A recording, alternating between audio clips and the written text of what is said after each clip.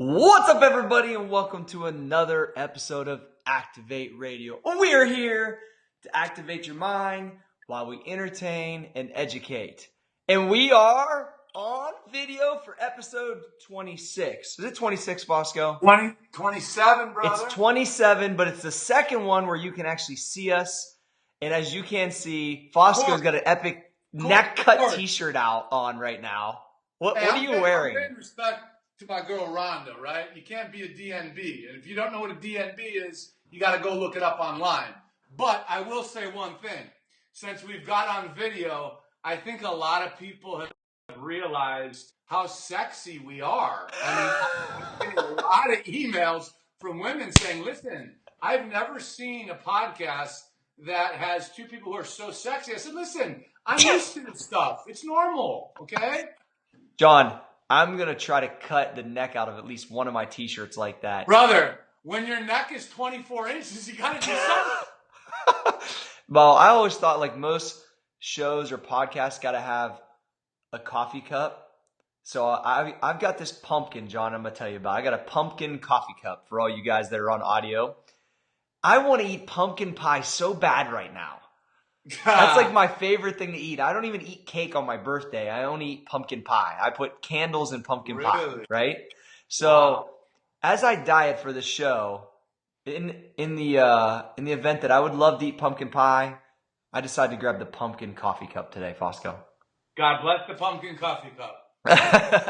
Anyway, hey, I think we need to start in the sports world a little bit and with a little with a little bit of controversy with our man Jon Jones. Well, he's not my boy. He's not your boy. Listen, but what is he doing, Johnny? Jon Jones is a guy who, dude, I've known that dude since the beginning, and I think I have some good insight into understanding him.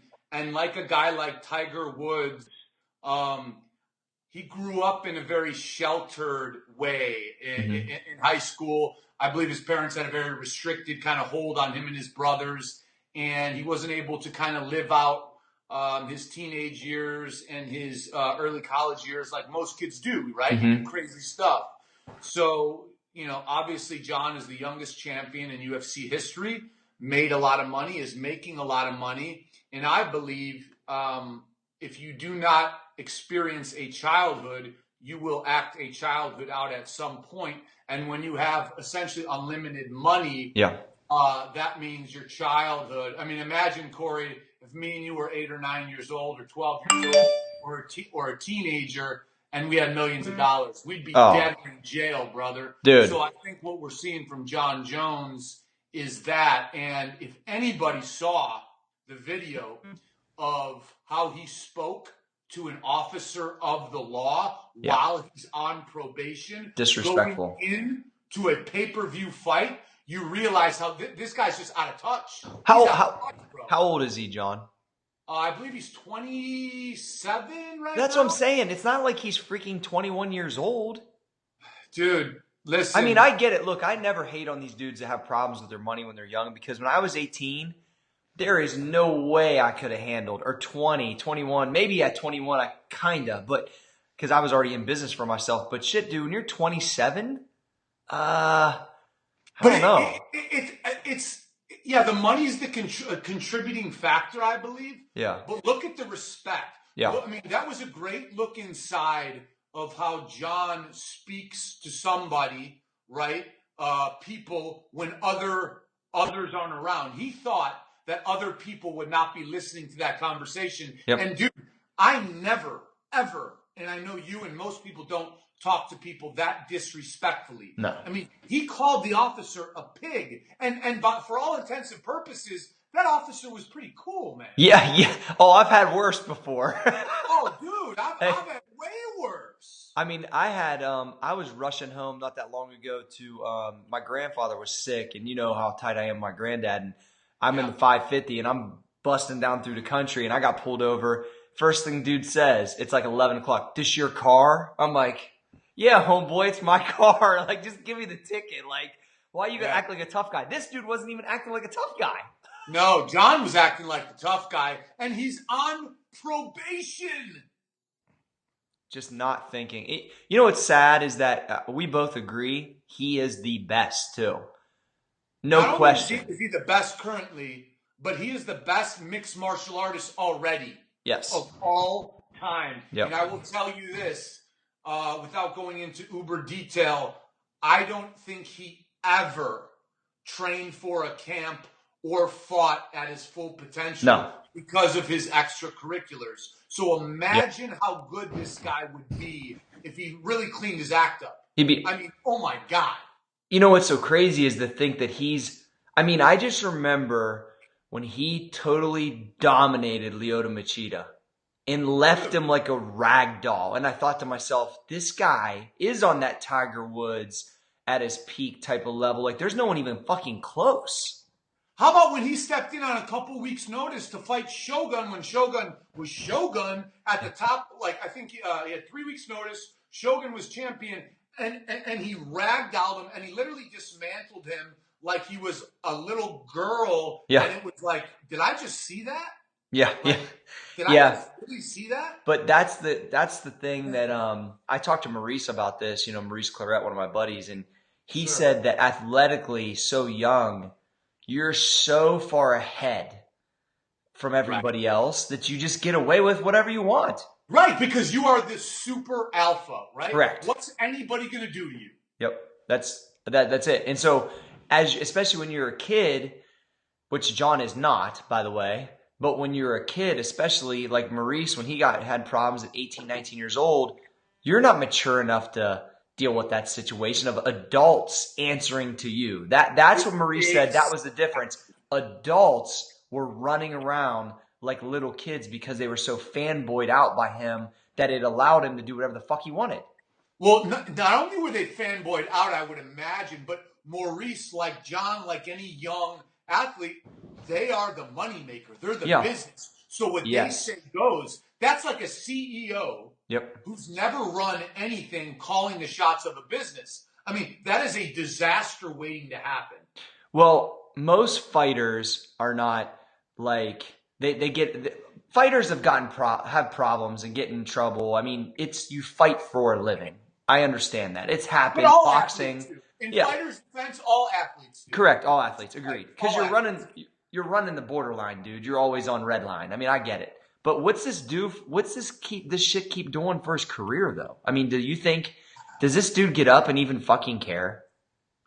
I think one thing about Jon is I know what he loves more than anything is to get in that cage and compete, because you can tell when he does it, and I've heard him speak about it privately. It's like he is truly at peace when he is in the cage, and that's what makes him the GOAT. So I think what does motivate him is that feeling of getting in that cage again, because that's where I believe Jon Jones feels most alive. Yeah. It's crazy. It'll be interesting to see how it plays out. So I want to move on to your homeboy, Mr. Orange Hair. I want to hear what everybody loves to hear, John Fosco, the Trump Minute. What is going on with Donald Trump? You know what? I'm going to try to kind of dumb down my terminology here because I know a lot of people don't follow politics. Yep. In short, Donald Trump is going to be the Republican nominee. The Republican establishment does not want him to be the nominee because he doesn't answer to anybody and he double middle fingers everybody, which is what I love about him. Yeah, exactly. Now, if you don't reach a certain number of delegate votes going into a Republican primary, the Republican establishment can say, well, even though you're 500 votes above Ted Cruz, we're still going to challenge you because you didn't reach that number 1236. So it's very uncustomary to do that to someone who's leading the field. But the Republicans are threatening Donald Trump. They're saying, hey, if you don't get to 1236, even if you beat the second place guy by 500, we're going to basically maybe move on you and try to put Ted Cruz in your spot. Now, what Donald has said, and this is what makes Donald epic, is he said, oh, you want to do that to me? All right, cool. I'll run as a third-party candidate. And again, for people who don't know politics, what a third-party candidate does is because Donald is running as a Republican, all it would do is siphon off votes from the Republican nominee and guarantee a victory for Hillary Clinton. Yeah. So basically what Donald's like, oh, you want to fuck with me? All right, I'll just hand the election to Hillary if you want to fuck with me. If you want to get on my team, the Republicans can run the country. So who's got the power? So he's basically shifted it back. Yes. Yeah, he thought you thought you were going to play me, but psych, you're not going to. And I'm not even saying I even love Donald Trump as a presidential candidate, but I'm saying as a power move in business, he basically said, how do you like that? Exactly, and that's what we talk about. That is leverage being played out on a national stage. And the one thing that I like about it is that's an insight. Let's say if this man was president, which I'm not saying I'm voting for him. Let's say he was, but I like a guy who thinks like that because that is politics. That's the game, dude. It's a game. That's the game. It's a big time game. It's funny. I thought there'd be no way in hell the full Republican Party would get behind him. I think he's too much for them. Well, dude, he doesn't take money for the most part from. Well, here, let me clarify that. He does not take money from special interests. So the Republican Party is owned by the drug companies, by the tobacco companies, and he says, I'll fund my own stuff or I'll get donations from my website. So because of that, the Republicans know that if he's the president, he ain't going to be doing no favors for special interests. And that makes them freak out because those companies give them billions of dollars with a B. Billions. So you can, I mean, basically, I know this has been more than a minute, but this is pretty interesting. He has essentially rewritten the presidential candidate handbook because he does not need the establishment. He's his own real, true, successful businessman to a level that we've never seen. Maybe Ross Perot, maybe. No, he's smoking Ross. Ross Perot was never, ever as close to the nomination. I mean, for all intents and purposes, Donald Trump is going to be the Republican nominee. Ross Perot was never that close. Yeah, so he's essentially, with his leverage, held them hostage. They have no choice if they don't want it to be a Democratic president. Exactly, but what I like about him is he's saying this, hey, I'm willing to hold hands with you guys. I'm willing to deal with you guys, but you guys hate me. So if you guys hate on me, I'll do a power play and you'll lose. He's about to business strategize himself to the president of the United States, isn't he? Yeah, but here's the problem. Here's his only problem. They do polls to say if Donald was the Republican nominee and Hillary was the Democratic, who would win? And the problem is this. Every poll shows that Hillary would smoke him, but Hillary would have trouble with Jon Kasich, your Ohio guy. Yeah, which I've met multiple times, and he actually might be honestly, Jon Kasich, which I don't know a ton about politics, but I've been around him because he's Arnold's homeboy. And he seems like in a normal presidential environment, like he'd probably be the guy. If he were to go against Hillary, he would be the biggest threat to Hillary, to the Democrats in a national campaign. I agree. Because he's got a lot of he feels like a president to me. Yes. Like he does. Yes. You know, and I had, I actually planned this, I guess it's kind of cool. I actually planned a after school all-stars event around the Arnold, and Jon Kasich came and spoke at it with Arnold, and it was definitely pretty cool. So, yeah, it was neat. So, you know, if you became president, maybe I could call in a favor. For you, Fosco. Brother, come on. Hey, Jon Kasich. Hey. Activ8 Radio redo the White House website? Yeah, exactly. Activ8 Media, we got you, John. We got you, John. We're your boys. So, I want to come back to the would you rather, but take it to a business area, John, and I'll be interested to hear this one. Yeah. Would you rather be, not just because of monetary value, but because of personalities and the businesses they were in, Warren Buffett or Bill Gates? I would rather be. That is a tough one. That's a good one, right? I would rather be Warren Buffett for the simple reason that Bill Gates had a God-given talent which is his brain, and he was programming at the age of 10. He was breaking into Cal Berkeley's computer lab when he was 10 years old, programming stuff. Warren Buffett is a dude from Nebraska who had a couple grand and said, I'm going to remove any sort of emotion from investing, and I'm going to take my money and I'm going to try to roll it over once. And then I'm going to try to roll it over again. And he's rolled his money over, okay, from a couple thousand to the tune of $70 billion. Yeah. And this dude's company, Berkshire Hathaway, okay, guys, get ready for this if you don't know this. One share of Berkshire Hathaway A stock is about $208,000, okay? Apple stock is about $112. $208,000 for one share. Yep. Boss. That's actually on my goal sheet, John, is to buy one share? To purchase a share of Berkshire Hathaway. I think that would just be a cool, and dude, it trades like 20 a day, right? It doesn't trade because all he does is buy Geico, make it crazy, profitable, and he buys his shares back constantly. There's no float. So it just there's no float, and what he does, I think I've said before on this show, my aunt worked for M&M Mars for like 38 years, head of quality control, and Warren Buffett always says, you can look it up, if there's one company I wish I could buy, M&M Mars is private, right? It's M&M Mars. Because people are never going to stop eating Snickers bars. They're never going to stop eating Starburst. And that's his investing strategy. So his biggest acquisition recently was Heinz, right? And if you hear him talk about it, he says, are people going to stop using ketchup? No. That's it. He doesn't look in. That's how he rolls. Well, he also, I heard him speak about like, he had a big investment in a railroad company too, because that was, it was moving corn, which is one of the most subsidized things. Like he thinks about what is not going away. Exactly. And he doesn't get caught. He's the master of basically, for those of you who buy and sell stocks, there's those days where your portfolio could drop 30, 40%.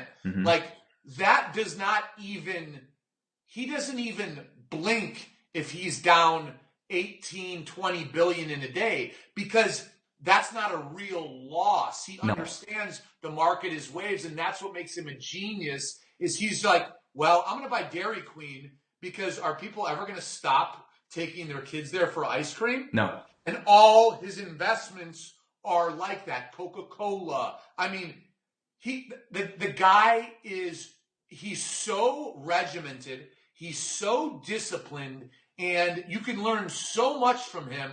Honestly, he's probably the one business leader that I would literally shut up and listen to talk for as long as he talks. Because it's so basic what he says. What's so funny is, Maurice spent about 2 or 3 hours with him when he was in Omaha one time. I don't know if you heard that story. That's epic. Joe Mowgli, who was the coach of the Omaha Nighthawks. Now, Joe Mowgli started TD Ameritrade. Yeah. So, but Joe's passion was for football, John. And so what happened was he became the coach. Now he coaches D1 somewhere, but that was Maurice's coach. So Maurice had told Joe just in conversation that he had read all of Warren's books when he was incarcerated. And they're in Omaha where Warren's at. So he says, Maurice, I'm going to set up a meeting for you tomorrow. He didn't tell him with who. He goes, the guy will call you and confirm. Maurice says he goes to the bathroom at the same lunch. All of a sudden his phone rings and it's Warren Buffett. And he says, Maurice, got any time tomorrow? That's how Maurice with that high ass voice. Yeah, that's how Maurice tells the story. And he said him and his family got to spend about 2 hours with Warren. And I was in the car with him one day when he called him an additional time, and he said it was unbelievable to spend that amount of time. Pretty cool. And the one thing I'll close with on Warren is he is pledged 99% of his wealth to be given away when he dies. Wow. And what I love about him is he makes it very clear that just because somebody has amassed enormous amounts of wealth, family members for generations should not be non-inspired to do the same thing by being given huge amounts of money. And I know I've said this before, but I love it. I'll say it again. He says, I'll give them enough to do something, but not enough to do nothing. I like that. I like that. It's almost fitness time, Jon. Cory, it's fitness time for you, fucking 24/7, 365. Just for everybody out there, when me and Cory talk, it's like, hey, Johnny, dude, I got to call you back. I'm like, Cory, I got to talk to you about, Johnny, I got to eat. Okay, I got it, bro. I got it. What's going on, Cory? I know you eat, sleep, and breathe. The iron talk. What do you call it? The iron talk? The iron language. Yeah. You speak the iron language. Tell me about it. What I've been running into lately is a lot of people that I've either seen at Old School or online I've been corresponding with that are, asking about programming and stuff like that. People are starting to realize that I think they've been fooled the last decade with some of the muscle magazines in how low amount of volume has been posted. Meaning like the guy that you're seeing winning these bodybuilding shows does not, well, maybe he does compared to what extra supplements he takes. He's not doing 3 sets of 10. So let's go ahead and realize that if you want to build a body, you got to put some fucking work in.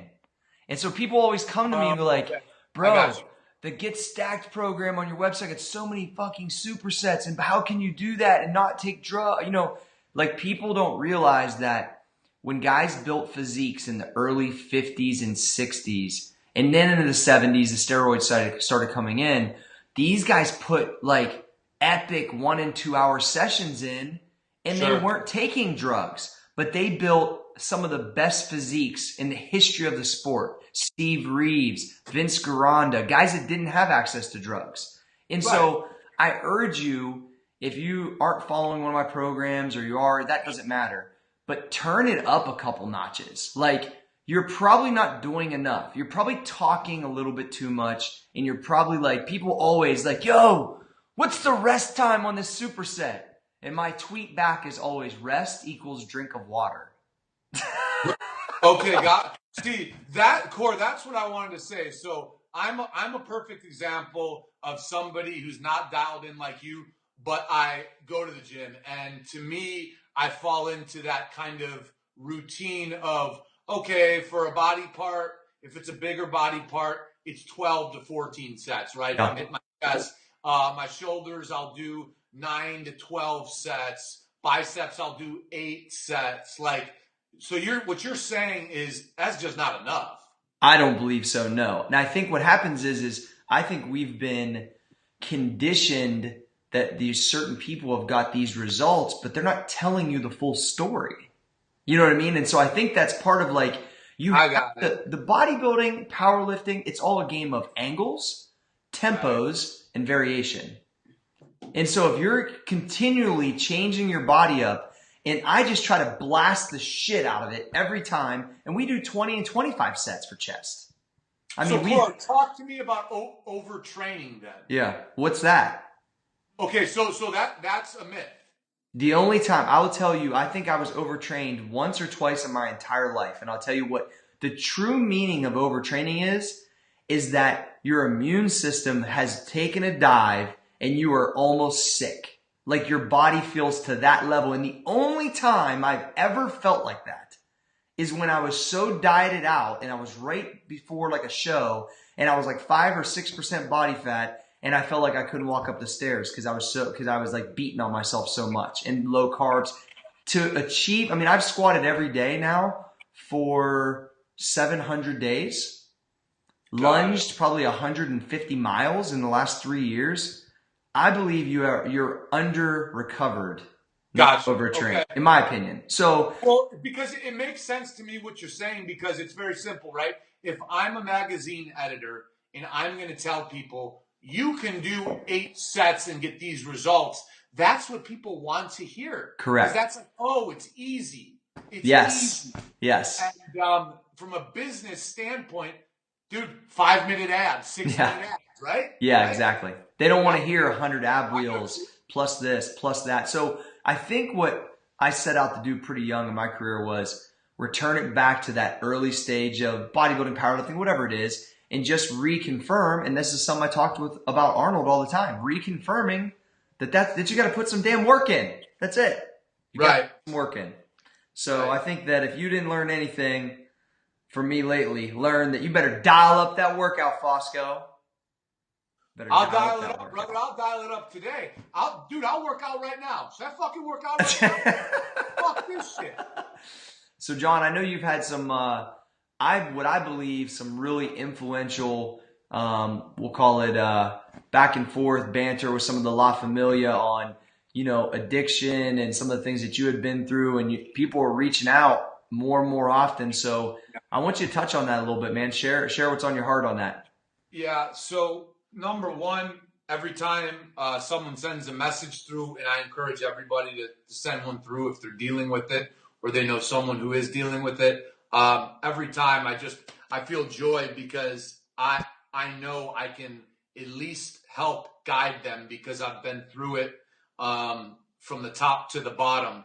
What's interesting, Cory, is I've gotten both sides. So right now, I'm going to run over a question that I got from a guy who's in med school who basically is challenging kind of some of the things I say. So I always like to tell both sides of the story because I'm never going to sit here and say I'm right. Yeah. But a gentleman who I'm going to keep nameless, he said, my question at the end of this, since you are against the use of narcotics to control pain and not knowing your level of knowledge of medicine and physiology, meaning he's saying essentially, I don't know medicine and physiology, which he's right. I'm not a doctor, right? Yeah. What solution do I have to offer for the problem? Mm-hmm. And I appreciate opposing point of views, first of all. Yeah. Second of all, it's very simple. Narcotic painkillers. They're made for end-of-life scenarios. If you're lying in a bed waiting to die for cancer and that pain is brutal, if you get in a car accident, if you break that's what narcotic painkillers are made for. Mm-hmm. If you get just kind of like you're talking about, if you get a goddamn tooth pulled, hey, go take some Advil, dude, because it don't hurt that bad. Mm-hmm. If you break your ankle, I'm sorry, dude.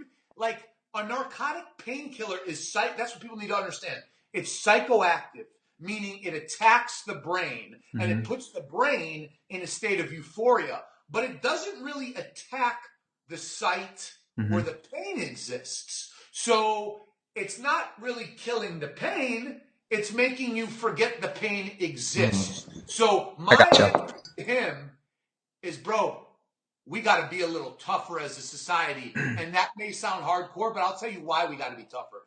Because it is the biggest epidemic of our time. I'll say it again. It's killing more young people than car accidents. So that's why we need to toughen up a little bit. So end of life, break your back, that's when you take it. Outside of that, guys, take Advil. Please, take Advil. Because you get addicted to this stuff, okay? I'm going to address another question to my point. Before you go to that next question, John, you said something on the phone to me earlier. You said addiction isn't a choice; it just grabs you, or something. What'd you say?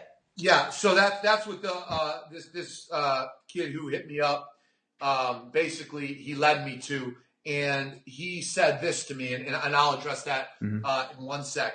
He said, "Listen, I'm in college. I party. I have a roommate that parties, and when he parties, he pops 3 to 4 painkillers at a time.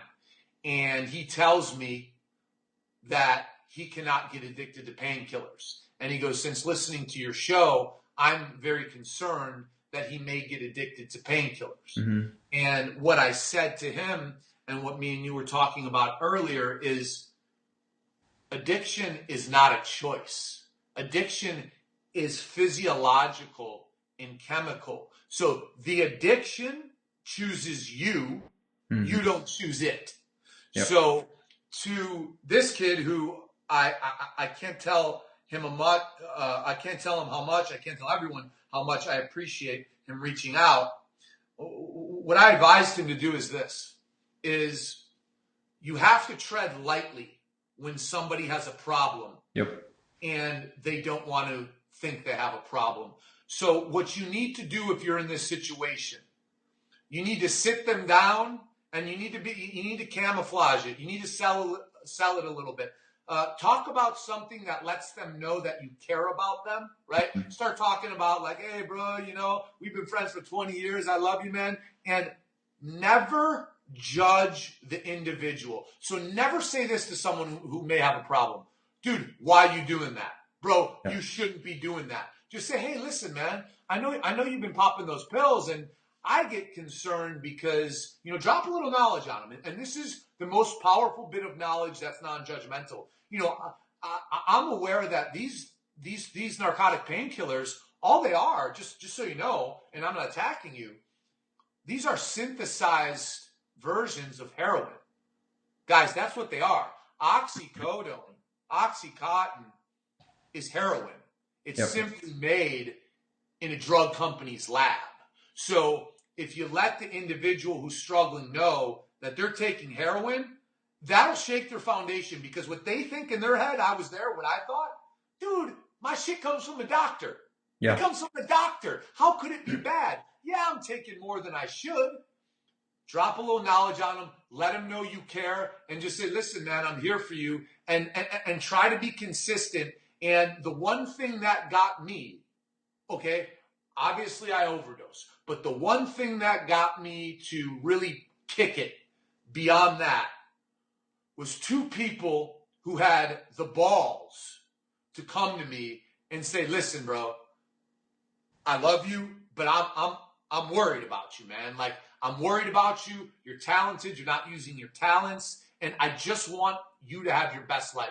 It took them a lot of nerve because they felt uncomfortable. Yeah. And that's what I would recommend everybody to do. Let the person know that you care about them and you just want to see them have their best life, man. Because, again, everybody who's listening, I guarantee it, is either popping pills or knows someone who is. Yeah. So, guys, let's attack this together. And I don't want to sound cheesy, but the way to attack it is through love, dude. You gotta spread, no, seriously. You gotta I agree. Love. Well, I agree. It is the truth. It's like a big tough guy saying go through love, but it's the truth though, because they got to know you care about them. Bro, it cracked me like a little girl when they did it to me. I was all hyped up. I started crying, man. I don't cry, okay? Yeah. I started crying because it's real. It's real. I'm a human being. You know what I'm saying? And we all have that. So please just let people know you care. That's pretty cool, Jon. Yeah. All right, so now it's money time. We've had a lot of questions about money time's a good time, baby. You know what I'm saying? And I usually say this when I'm hitting threes in your face, Fosco, but Cory, you never hit a three in my face. The only thing that's ever happened is I did a 720 windmill 360 on you once.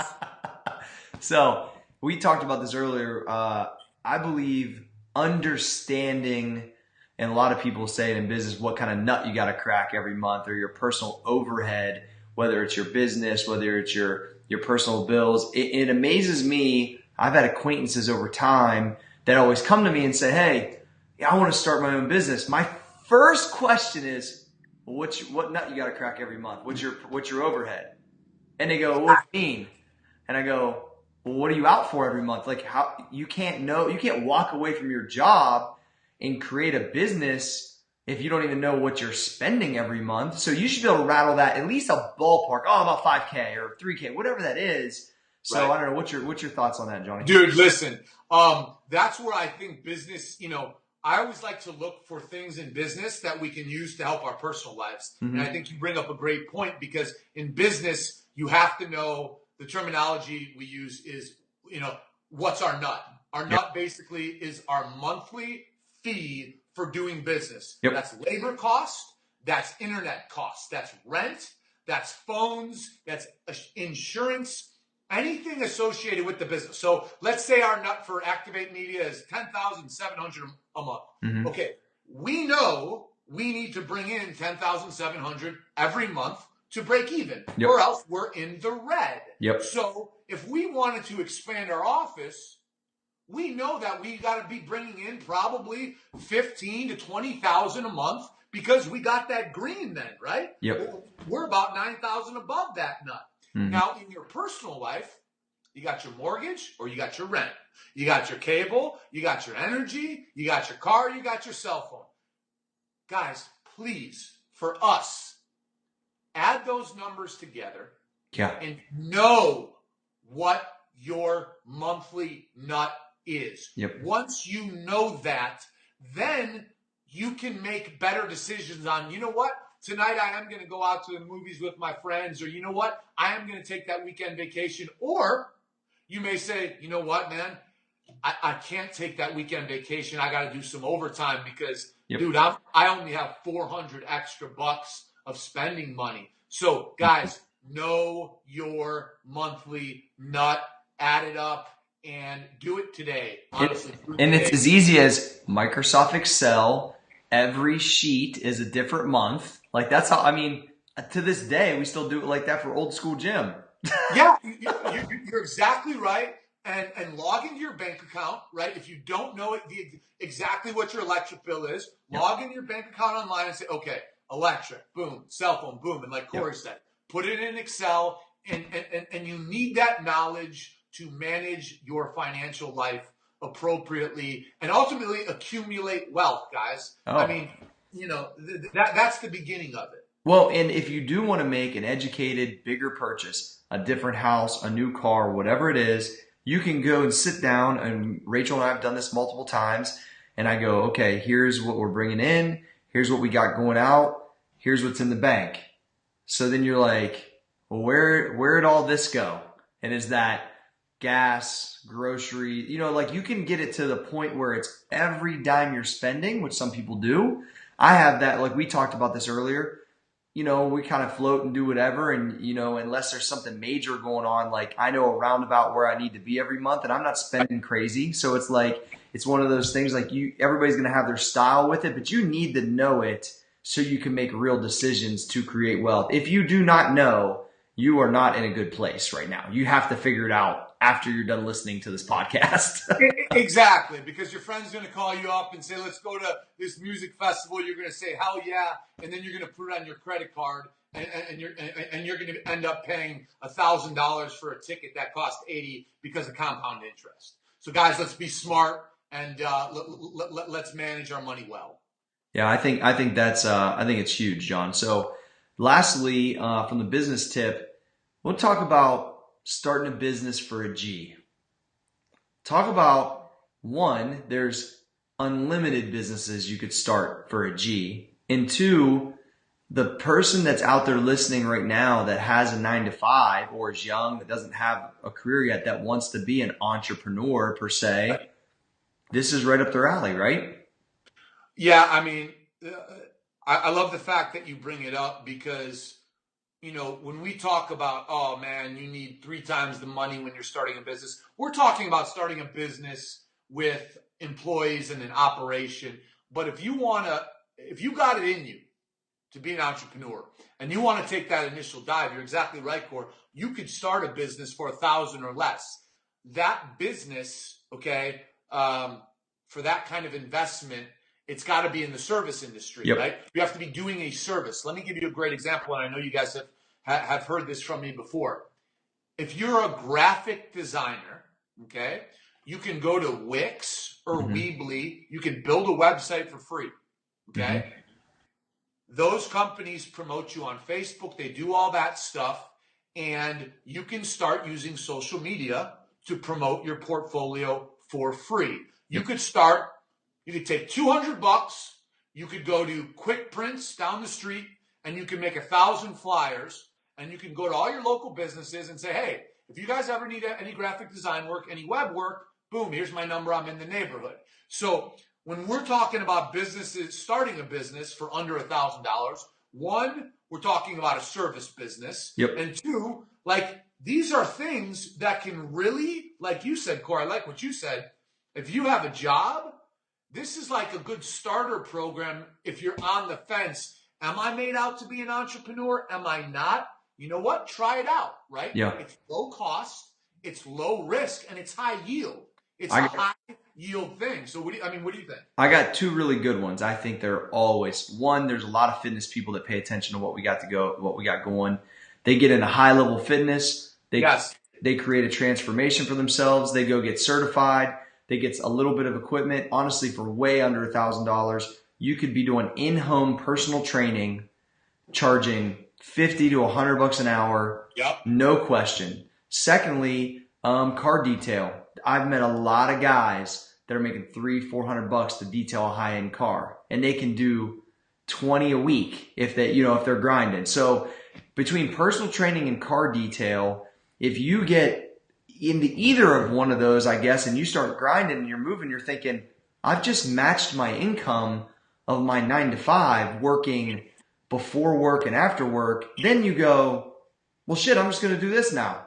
Exactly. And all of a sudden, you're your own business person. And guess what you also have, right? What? You have revenue now to say, you know what? I'm going to build a better website that's optimized so I can reach more people. Yep. You know what? I'm going to hire someone to handle my books. And then here we go. That's how the process starts. Yep. But personal trainer. Personal trainer is one of the easiest ones. You're damn right. Car detailer. Guys, I love that point, Cory, that you can have another job and you can do this simultaneously to find out if you are cut from that entrepreneurial cloth. I think it's a great recommendation. And if you have those skills, try it out, guys, because you may stumble upon $1 million business, a multi-million-dollar business. That's how a lot of guys do it, man. That's how a lot of guys do it. And that's it takes, shit. I mean, John, I believe it takes away, which I believe I believe two things. So I believe. Hey, the first thing is people are scared to jump. We've both jumped, right? You definitely are down the jump. I'm down the jump, but some people are they're on the fence, right? This allows you to essentially toe your foot in the water, get a real feel for it, and then if you do have that mentality, you have that appetite for it, you're just feeding it, right? And when you feed it a little bit, it could just turn on to another level. So I believe the people that are really like itching, that's a great strategy in my opinion. So Yep. I think it's good. I love it. John, we're already at 42 minutes. I guess it's time to hear some knowledge dropped for your parting shot. Sure. But I want you to give not only some knowledge, which you always do in your cutout neck T-shirt that I love, but give them one piece of homework too, and I'm going to try to do the same with my parting shot. So okay, absolutely. Go ahead. So this is from an experience today. Service is a lost art, right? The way business is supposed to work and the way you working at your job is supposed to work is whoever's paying you, you treat them with respect and you do whatever you have to do to make them happy. Well, if you look at waiters in restaurants, if you look at your cell phone company, your cable company, if you go anywhere, you tell me how many businesses make it a point to greet you, smile, say hello, how can I help you?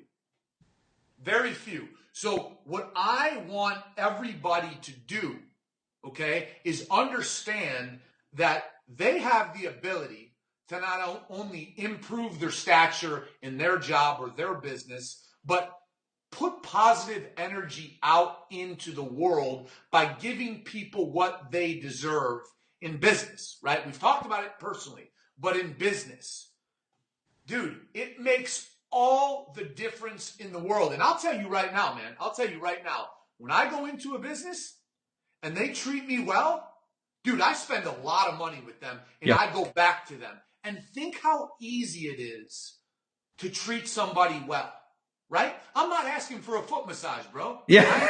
Massage my feet. I'm saying smile, greet me, ask me how you can help me. And if I say where is something, don't point, walk me over there. Right? Walk me over there and show it to me. If you do that to me and to most people, you're going to get a lot of my damn money. Yep. Okay? So whatever job you're working in, whatever business you're running, just try to up your service a little bit. I'm going to try to do it too. We all should try to do it because it's going to make us happier. We're going to be putting out positive energy. And guess what? It's going to help our business. I'm gonna extend what you just said because I really like that piece. I think that one of the things that I gravitated towards when I was building my social media is that exact thing, because I always thought, I'm from small town USA. How can I be the same guy that when I walk in the local like diner and they say, "Hey, Cory," or "Hey, do you need anything?" and they come back 3-4 times, and "How can I help you?" There's value there, and you want to buy. You want to go there every time, right? It's the same thing as when somebody tweets and says, "Hey, Cory, I'm trying to lose 10 pounds. What do I do?" And honestly, a lot of people just don't even answer these people back. But that's like, to me, that's like a mortal sin. Like, this person is putting a lifeline out there to try to get help. And right. Why would you not take time to help them? And so, like you were saying, Jon, is like, why wouldn't that person be loyal? Why wouldn't that person want to help with whatever your books you're selling or doing? They're supporting you because it's a relationship with the customer. And so what Amen. I've tried tirelessly every Amen. hour of the day Amen. is to create that relationship with the La Familia, with the people previously that have been following me forever, and all these different ventures that I've done and will continue to follow, both of us, is I fucking care if you get your results. I care that you feel better and that you can make some hopefully grab some stuff from me and this crazy dude you can see on the other camera, that we can make a difference in your life. We do fucking care. And so you should care too. God damn it, care. But the one thing I'll say before we go is like, that's what Activ8 in its short existence and its fast growth pace existence has done. We call our people the family, right? The familia. But we don't just call them that. They are that. Yep. They're on my phone. They're on your phone. Yep. A lot of them know my personal fucking cell phone number. Yeah. And I'm going to do everything in my power to keep it that way when we have 5 million followers on YouTube.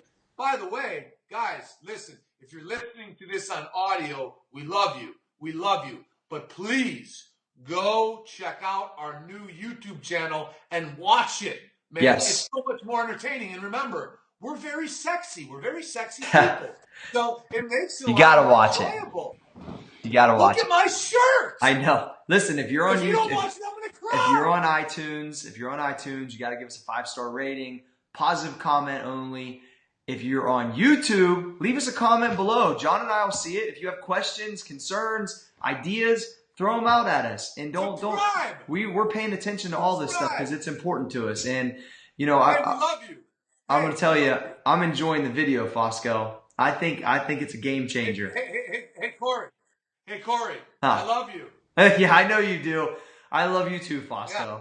Even though we love you. We love you guys. Okay? We love you. All right. So we're going to wrap it up. Wrap us up, Fosco. Listen, guys, we love you. We love each other. The families love each other. And we're going to keep growing. You guys are killing it, bringing us great questions, framing our show, building our business, supporting us with such positive reinforcement. You guys fucking rock. And that's why we love you. And tell someone you love them. Tell the family. Tell your family members you love them, because love is a great fucking thing. It is a killer of negativity and activates positive, motherfucker. I love it. So listen, we are Activ8 Media, baby. This is Activ8 Radio. And when are we going to see you, Cory? We'll see you on Monday.